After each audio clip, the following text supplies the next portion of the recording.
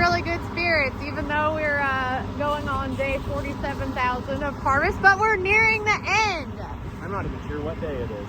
No, Pretty much every day since the end of August. Yeah, literally. But we have less than 200.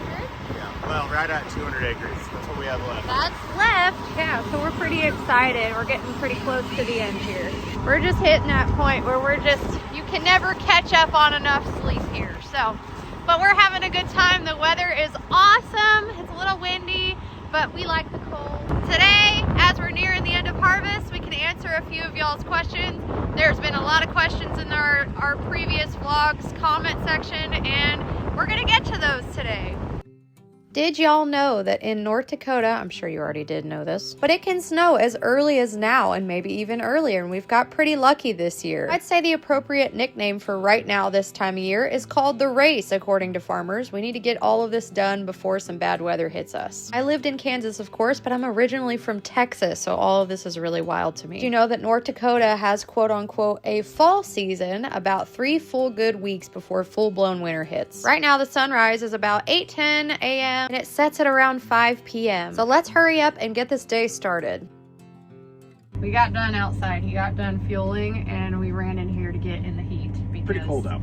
Yeah, it's not like freezing, but the wind's kind of blowing. I think it's like 32 winds blowing. We get a lot of questions about the weather and how cold it can get. And I got a question like that from someone in Germany.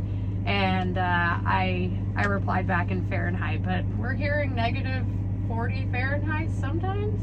Yeah, well, when we came up, what was that, a few years ago? Oh, before we even... Yeah, it was like minus 45 or something up in the hills. Yeah. It was pretty cold. Yeah, so it's gonna get freaking cold.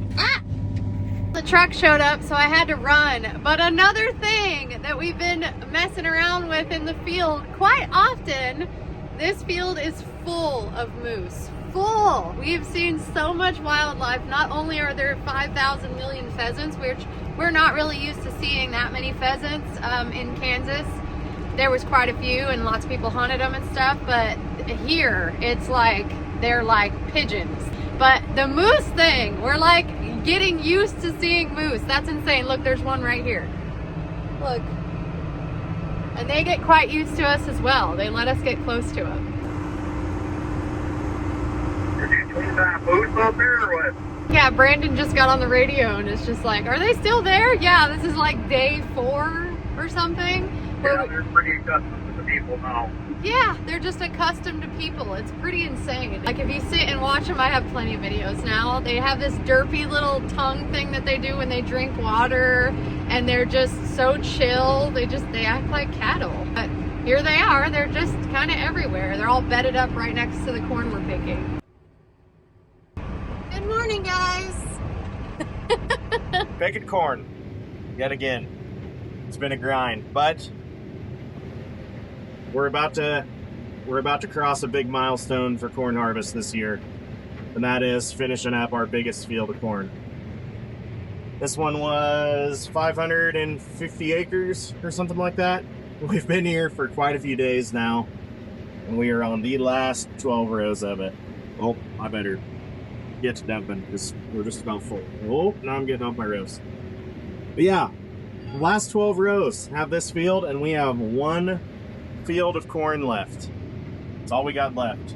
It's a full quarter, but it does have 2 sloughs in it, so it's probably 155 acres, 152 acres, something like that.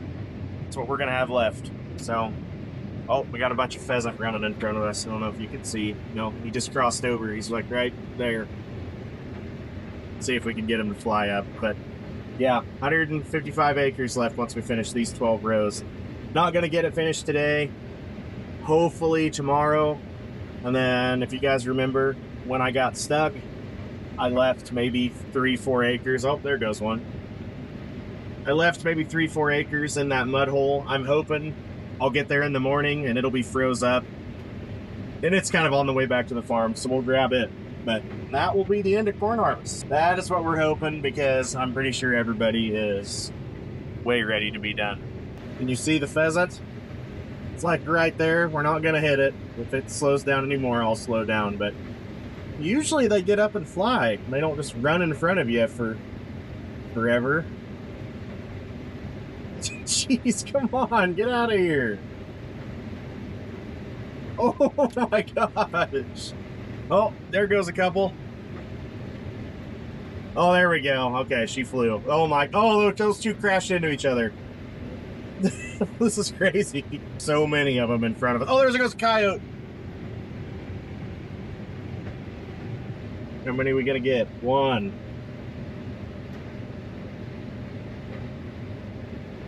2, 3, 4, 5, 6, 7, 8, 9, 10, maybe? I don't know, like half of them, there's 3 of them over there. Like half of them didn't run, or didn't fly. So I don't know for sure how many there is, but there was a lot. There we go. The big field in the books. There's 5 moose in that slough right there. It's not really a slough, it's just a low spot that holds water, but they have been in this field since we started. Literally since the start of this field, they've been hanging out around this water. One of those bulls is actually pretty nice. It's a pretty nice bull. Makes you wonder how many of these animals have been in the corn like all summer, and they haven't been back out in the wide open since. I don't know. Combine thoughts, I guess. 1 field to go. Okay, pause. We saw well over 10 moose throughout the few days, and these guys let me stop and take some videos of him. This is the bull he was talking about. This was such a surreal moment. Even on top of the tractor, I did not feel safe. You start reading up and studying on moose facts, they're a lot scarier than you think, especially when you're getting this close to film them and they're doing stuff like this. Not only the fact that they weigh 1,000 pounds, and they walk, they're very agile and very quiet, unless they're in a bunch of corn stalks. I heard that they can run faster than a horse, like 35 miles an hour, if I'm correct. They are great swimmers, and creepily enough, they can see really good in the dark. They can be eerily silent until they're not. The sounds they make sound like wolves sometimes. And the creepiest part is that they seem docile like a bunch of cattle, but they are very unpredictable. When they decide to attack, I think it's game over. Never thought that I would have to plan my bathroom breaks around where these guys are at, although the whole time this field was very creepy to stop in. Not sure if Zach and I will ever get a chance to hunt one of these guys because the North Dakota tags are once in a lifetime. Either way, I was just happy to sit in my tractor and watch them the entire time we were picking this field. Also, to our family, don't worry, I was very paranoid the entire time and made sure I looked around before I stepped out of my tractor to film at any point and any time. So as we're nearing the end of harvest, let's get into some of the questions that you guys ask in the comments. We got another question about drainage tile that I didn't even know the answer to. Yeah, I don't know the laws to it. Yeah, but I've seen a lot of people see that we're combining in water, and there's potholes everywhere that drowned out, and they're asking, you know, why don't you tile it? Well, there should be tile. Shouldn't farm that without tile. We're not allowed to do tile here. There's something about it has to do with waterfowl. This is a waterfowl. Yeah, it's a conservation thing for waterfowl. This area. And I don't even know how big the area is. I just remember it being talked about when I was here before. But it's something about this area is something to do with waterfowl conservation, and they want the potholes here for the waterfowl, for the ducks and geese. To keep it. So they don't want people tiling it because it would pull down those potholes, which I'm all for wildlife and conservation. But it does seem weird because a lot of these potholes don't really hold water. They just get wet enough to drown out the crop. But whatever, I've never looked into it. That's what I was doing when she just started filming. I was actually Googling it, trying to find like the laws on it. I couldn't find anything, but I know it's something to do with the waterfowl flyway, or I'm not a waterfowl guy, but yeah. It's something to do with the ducks and geese. It keeps the ducks and geese happy. That's what I know. I know I've seen a few comments too about people saying like, geez, if the fields are that muddy, you shouldn't be out there. They don't get drier. Like, this is just how it is. Like, there is no other option. When it rains this late in the year, that water is going to be there until next May and June. That's crazy to like think it does about. not dry out. Like if you didn't take it now, it would literally still be there next spring. So like, it just is what it is. Yeah, that's just how it is farming up here. Any northern farmer would know that. That's just the way it is. Like, it gets so cold here. Our days are so short. The sun doesn't have a lot of power to it in days like these.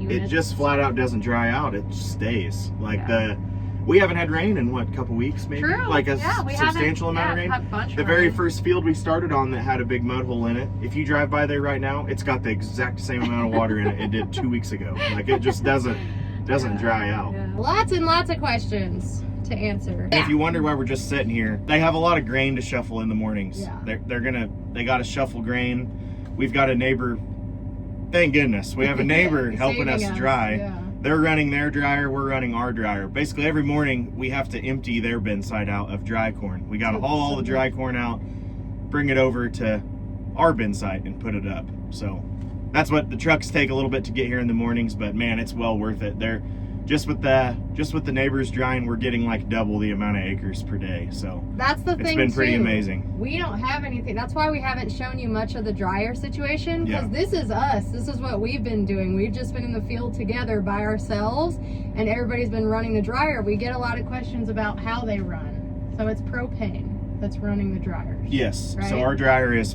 it's some people propane is what feeds the burner. We're super lucky that the corn is the moisture that it is.